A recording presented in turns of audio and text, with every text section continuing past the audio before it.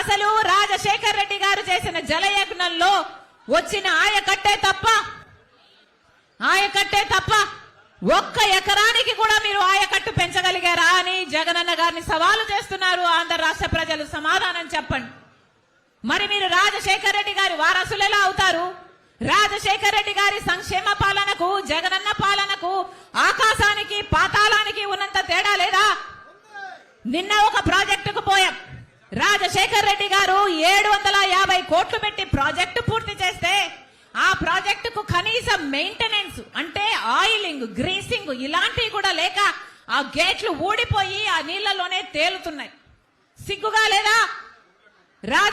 Gundlakamma project Rajasekhar Reddy గారు project పూర్తి చేస్తే మీకు కనీసం మెయింటెనెన్స్ చేయడం కూడా చేత కాలేదు అంటే మీరు రాజశేఖర్ రెడ్డి గారి సంక్షేమ పాలన అందిస్తున్నట్టా అని మీకు మీరే ప్రశ్నించుకోండి. రాజశేఖర్ రెడ్డి గారు మాట మీద నిలబడే నాయకుడు. ఏ మాట ఇచ్చినా మాట తప్పని నాయకుడు రాజశేఖర్ రెడ్డి గారు. మరి మీరు ఎన్ని మాటలు చెప్పారు? స్పెషల్ స్టేటస్ తీసుకొస్తాను అని చెప్పారు. ఆ మాట తుంగలో తొక్కారు. పూర్తి మద్యపాన నిషేధం అని చెప్పారు. పూర్తి మద్యపాన నిషేధం అని నేను మేనిఫెస్టోలో పెడుతున్నాను అని చెప్పారు. పూర్తి మద్యపాన నిషేధం చేయకపోతే నేను అసలు మీ ముందుకొచ్చి ఓట్లే అడగనన్నాడు జగనన్న గారు. మేనిఫెస్టో అంటే నాకు బైబిల్ లాంటిది, ఖురాన్ లాంటిది, భగవద్గీత లాంటిది అన్న జగనన్న గారు మరి ఇప్పుడు పూర్తి మద్యపాన నిషేధం ఎందుకు చేయలేదు అని ఆంధ్ర రాష్ట్ర ప్రజలకు సమాధానం చెప్పాలి. మాట తప్పని మడమ తిప్పని నాయకుడు రాజశేఖర రెడ్డి గారు అయితే మీరు ఇచ్చిన మాట ప్రతి మాట తప్పారు కదా జగనన్న గారు. మరి ఆంధ్ర రాష్ట్ర ప్రజలకు ఏం అని అడుగుతున్నాం. ఇక్కడే ఉంది మన్నవరంలో రాజశేఖర్ రెడ్డి గారు ముఖ్యమంత్రిగా ఉన్నప్పుడు 6,000 కోట్ల రూపాయలు పెట్టి BHEL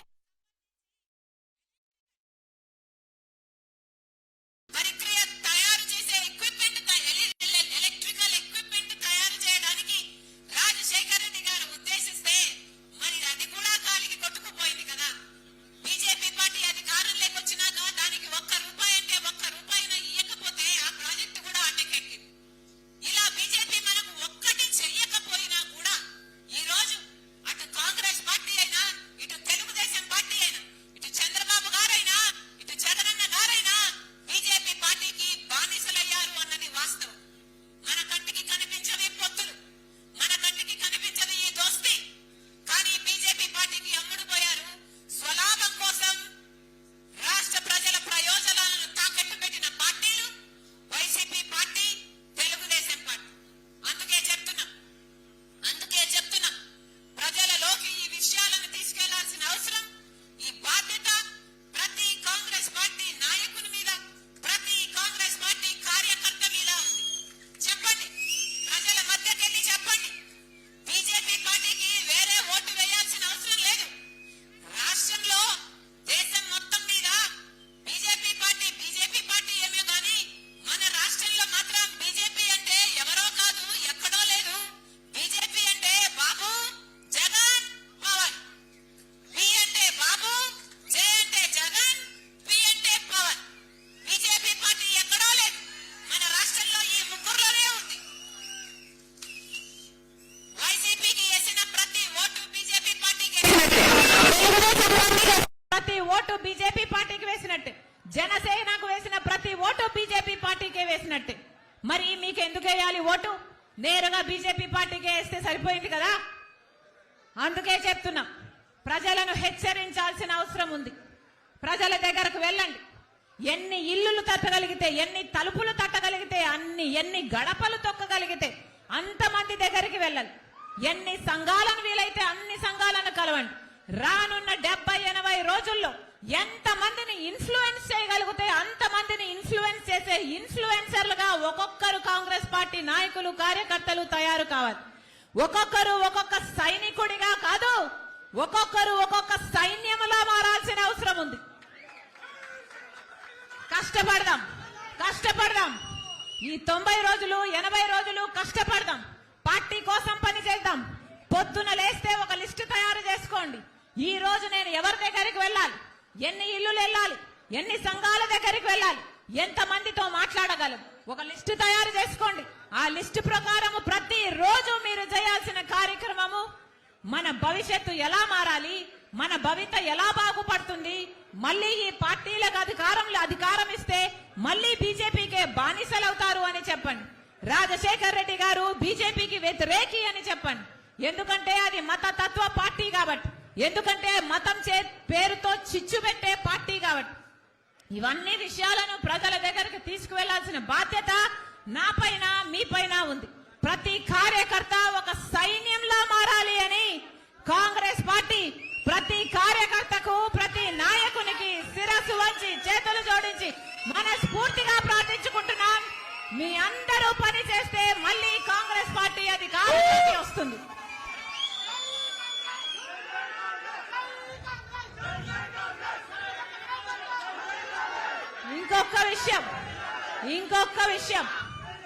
ఇంకొక విషయం ఒకప్పుడు వైసీపీ పార్టీని నా భుజాన వేసుకుని పాదయాత్ర చేశాను.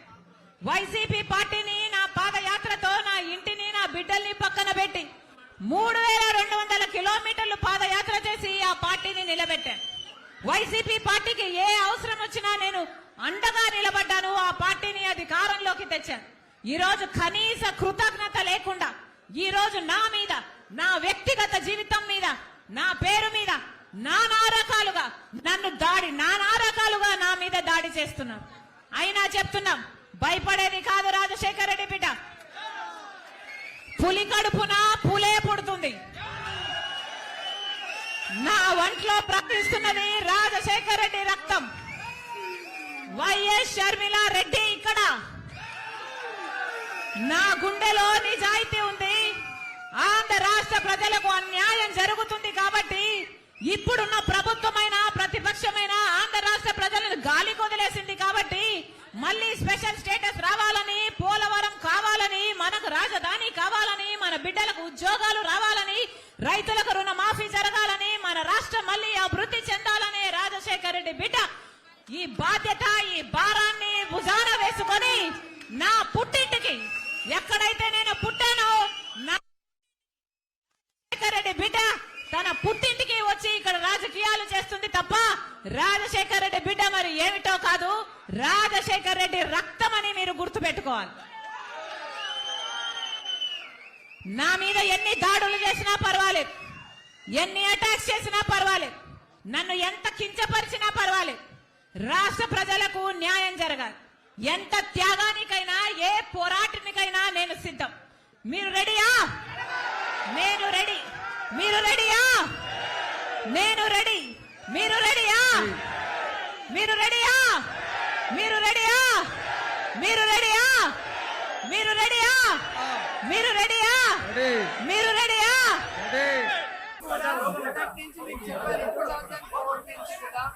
ప్రజల్లో ఉండాలి, ప్రజలతో ఎన్నిక చేయబడాలి, ప్రజల కోసం సర్వీస్ చేయాలనుకున్నా ఎమ్మెల్యేగానే చేయాలనేది నా కోరిక. జగన్మోహన్ రెడ్డి గారి ఆశీర్వాదంతో 2 సార్లు ఎమ్మెల్యే అయ్యా, మంత్రి కూడా అయ్యా. 3వసారి కూడా ఎమ్మెల్యేగా హ్యాట్రిక్ కొడతా జగన్ ఆశిస్తుందని ఈ సందర్భంగా తెలియజేస్తున్నాను. ఈరోజు కొన్ని పచ్చ ఛానళ్లు ఫేక్ న్యూస్ ఒంగోలు ఎంపీగా నేను వెళ్తున్నానని వేయటం కేవలం కార్యకర్తల్ని కన్ఫ్యూజ్ చేయడానికి తప్ప వేరే దేనికి కూడా యూజ్ అవ్వదని కూడా ఈ సందర్భంగా తెలియజేస్తున్నాను. గతంలో కూడా మీకు చెప్పాను, వైఎస్ఆర్ కాంగ్రెస్ పార్టీలో ఏమైనా మార్పులు చేర్పులు ఉంటే సాక్షి పేపర్ చదవండి, సాక్షి టీవీ చూస్తే మీకు అర్థమవుతుంది. అది కాకుండా వేరే ఏ ఛానల్లో వచ్చినా కూడా అది కేవలం ఫేక్ న్యూస్, కార్యకర్తల్ని భయపెట్టడానికి, కన్ఫ్యూజ్ చేయడానికి తప్ప మరొకటి కాదు. ఎవరు ఎన్ని కన్ఫ్యూజ్ చేసినా, ఎవరన్ని పిచ్చి రాతలు రాస్తున్నా 2024 జగనన్న వన్స్ మోర్ అని ప్రజలందరూ కూడా ఫిక్స్ అయిపోయారు. ఇప్పటికే అన్ని జిల్లాల్లో కూడా క్యాండిడేట్ని జగన్మోహన్ రెడ్డి గారు అనౌన్స్ చేసేయడం మీరు అందరూ కూడా గమనించారు. ఈ రోజు తెలుగుదేశం పార్టీకి కానీ, జనసేనకు కానీ, కాంగ్రెస్ కానీ క్యాండిడేట్లు లేక ఫ్రస్ట్రేషన్ తో పిచ్చెక్కిపోయి ఈ రోజు ఈ విధంగా వైఎస్ఆర్ కాంగ్రెస్ పార్టీ మీద దుర్నెత్తి పోసే కార్యక్రమాన్ని చేసుకుంటూ ముందుకు వెళ్తున్నారు తప్ప వాళ్ళ పార్టీలో ఏ నియోజకవర్గంలో ఏ ఎమ్మెల్యేకి ఇవ్వాలి, ఏ పార్లమెంటు పరిధిలో ఏ పార్లమెంట్ సభ్యుడికి ఇవ్వాలన్న ఆలోచనలు వాళ్ళు లేరు. కాబట్టి వాళ్ళకి చెప్పేది ఒకటే, మీరు ఎమ్మెల్యే క్యాండిడేట్లు అనౌన్స్ చేయలేరు, మీరు ఎంపీ క్యాండిడేట్లు అనౌన్స్ చేయలేరు, మీరు ఎలక్షన్ చేయలేరు. మీరు ఇలా మాట్లాడుకుంటూ ఆలోచించుకుంటూ ఉండగానే జగనన్న ఎలక్షన్స్ పూర్తి చేసి రెండోసారి ముఖ్యమంత్రిగా ప్రమాణ స్వీకారం కూడా చేస్తారని ఘంటాపదంగా వాళ్ళందరికీ కూడా చెప్తున్నారు. ఎందుకంటే ఈరోజు సింగిల్ గానే 175 పెట్టలేరు, కలిసి గుంపులుగా వచ్చినా 175 సీట్లో క్యాండిడేట్లు పెట్టలేరు. ఇక వీళ్ళేం జగన్ గారు చేస్తారో ఒకసారి ఆలోచించండి. కేవలం తమ పచ్చ ఛానల్స్ లో విషాన్ని చిమ్మడం తప్ప మరొకటి చేయలేరు. మీరు ఏ గ్రామానికైనా రండి, నేను ఈరోజు సవాల్ వేస్తున్నా.